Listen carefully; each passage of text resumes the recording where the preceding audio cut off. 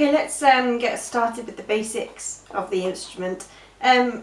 First of all, I'll just talk you through all the different parts and their jobs. So we've got the F holes. That's where the sound comes out of the instrument. So you're going to, whenever you make a noise on the strings are going to vibrate. The sound's going to travel around the inside of the body of the instrument and travel out through the F holes. You have got the strings. Underneath the strings you've got the fingerboard. This is what you want to be making contact with when we do get to pushing down the strings, different fingers.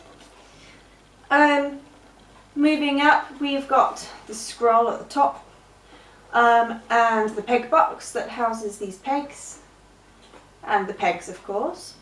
They are going to be what we're going to have a little look at using in a while for tuning the instrument, as well as these pegs to help to get the strings to the right pitch. You've got these guys down here which are going to be your best friend when you're starting off playing the fiddle. These are the fine tuning pegs. You want to be focusing on using these whenever you can. If you feel that the strings need more tweaking to get higher or lower in pitch, to get them to the right place, then you're going to use the main tuning pegs. But really pay attention to how to use these correctly later on in this video, otherwise you're going to end up breaking strings. You've got the chin rest. Now I've actually got a chin rest that sits in the middle of the fiddle. What is much more common is one that sits to the side like this. Don't worry too much about why mine's in the middle. I do a lot of singing with my fiddle and I find it much more comfortable to alter the position of where it sits slightly by having a centered chin rest. You have got a little tail piece here which sits underneath the chin rest, or it will sit underneath the side of the chin rest on your fiddle probably. This is held in place with a little peg at the very bottom here, and then from your fine tuning pegs you've got the strings coming up over the top of the bridge. Now most of these parts they're completely separate from the violin, so you've got the bridge that's not glued on, it shouldn't be, and it's very important that that sits in the correct position. You have then got the tail piece here, which again, that's not fixed, that's a standalone piece, and it hooks around the little post at the bottom there, and everything is just held in place by the tension of the strings, apart from the fingerboard. And then you've got the pegs. They should hopefully fit well in these holes at the top. You might find that they don't and they're a little bit trickier to use. You can get those sanded down to the right size to make it easier to tune your violin, but recommend taking your violin to a luthier to do that. Right then, you can also have a shoulder rest, which we will speak about when we look at putting the violin on our shoulder to hold it. Okay, so you've now got a very brief idea of what all the different parts are and their purpose on the instrument. You're going to want to make sure that the violin is in tune before you do anything. So we have got the strings are tuned. Your lowest string is to a G, and that's the G below middle C on a piano, and then a D, which is the D just above the middle C, A, E, G, D, A, E. I always use exactly the same phrase to remember these. I'm very stuck in my ways from when I would have been learning as a kid, which is good dogs always eat.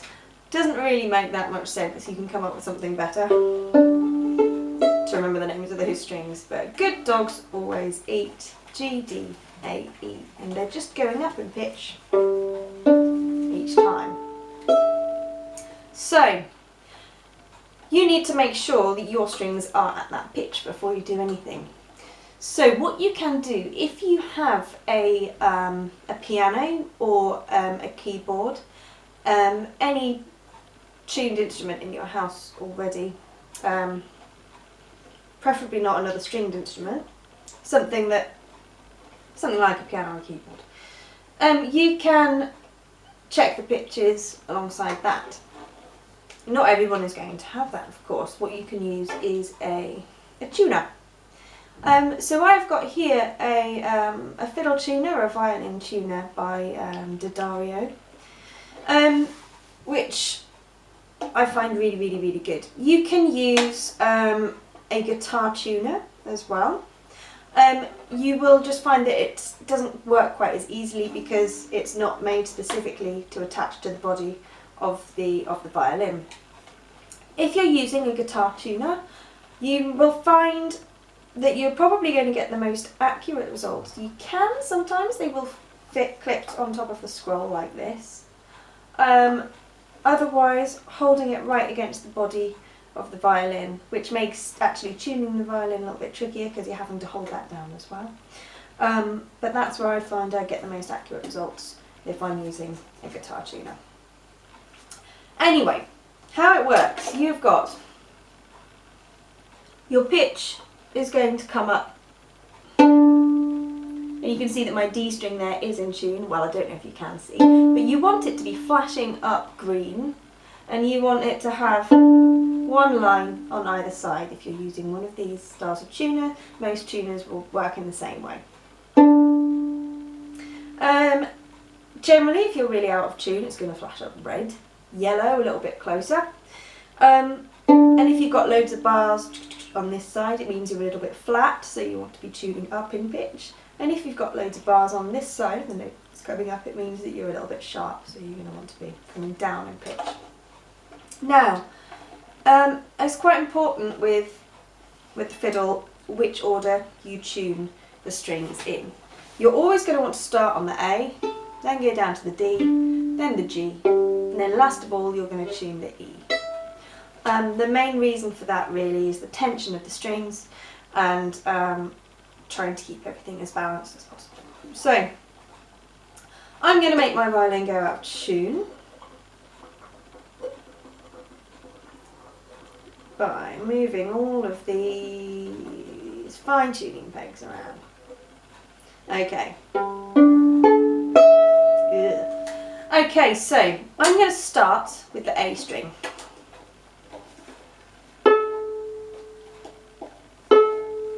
Okay, so my tuner is flashing up and it is saying that that's really, really flat. So what I'm going to do, first of all, I'm going to try and see if I can get it back up to the pitch of an A by turning my fine tuning peg clockwise to get it higher in pitch.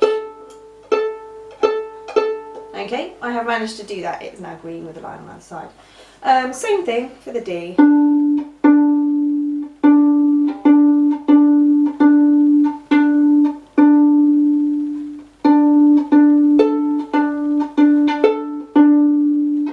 We're just about there. Now the G.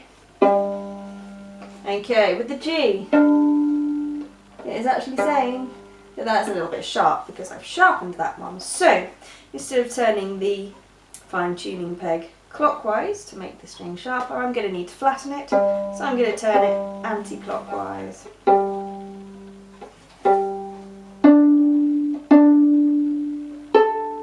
Okay, so you will find that you're going to make the other strings that you've already tuned are probably going to shift a little bit after you've gone down the instrument. So just go back up and check the rest are all still in tune.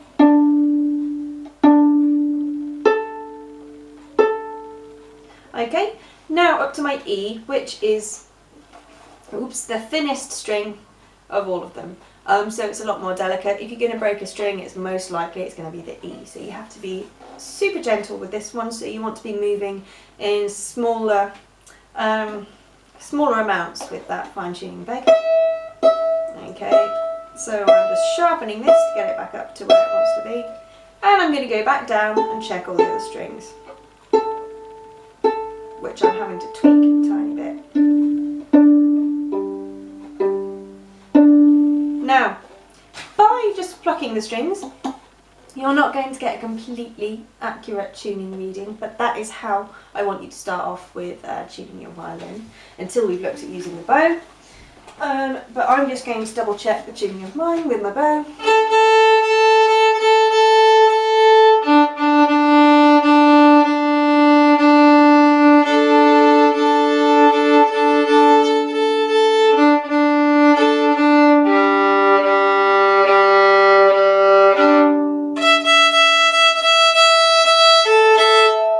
Okay, right, if you found that you couldn't get to the correct pitch using just the fine tuning pegs, what you're going to have to do is use your main tuning pegs at the top. Now this is where it gets a little bit trickier. You have to, first of all, you're going to follow the same rules, starting at the A, working your way down, then up to the E. Because the strings are rotating around a much larger area when you're using these, you need to move in such tiny amounts, particularly if you are tuning the string up in pitch. And again, yeah, same way, A, D, G, then the E, and really careful with that E because you're really at risk of breaking it. Now, in order to put you at less risk of breaking strings, if you're going to have to use the tuning pegs, if you're just not getting close enough with these guys, what you're going to have to do is loosen the fine tuning peg of the string that you need to use the main peg of.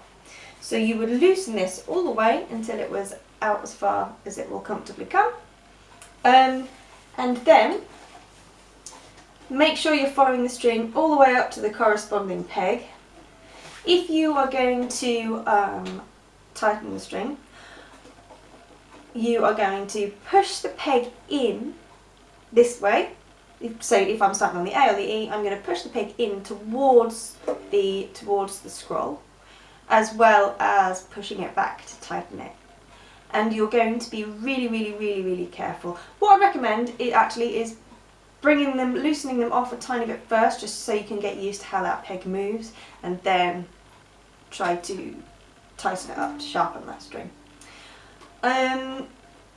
Yeah, but go really easy, tiny movements, and always so that you're pushing the peg in as well as tightening it if you're tightening it. If you're loosening it to go flatten down the string, then you're going to find that it's going to move a lot easier. If you're finding that the pegs are slipping and they're really struggling to stay in place, what you can do is take it out completely and dust a little bit of chalk on there to kind of give it a bit more grip. Okay, so that's the basics of learning about the instrument and tuning it up. Let's move on to the next video and look at how to hold the violin.